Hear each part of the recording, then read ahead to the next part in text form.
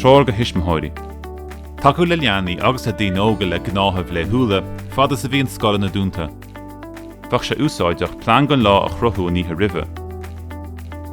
Nuair is féidir, ba chóiríd seo a bheith mar chuid den phlean léthúil. I tógáil cetha agus a gléasa, na githe béile agus bí atá sláintiúil agus aclaíocht rialta a dhéanamh. Tar misneach chud fáiste. Gníomhaíocht isiciúil a bheith mar chuid den chlórám a gach lá.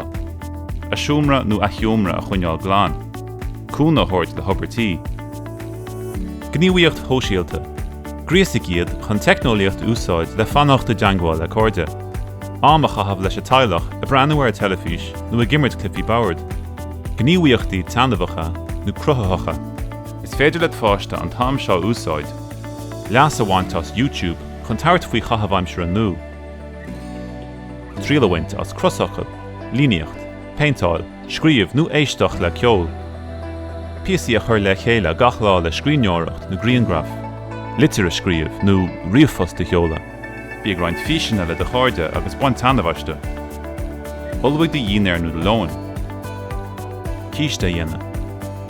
Leabhar a léamh. Obair scoile. Iarhain scoile.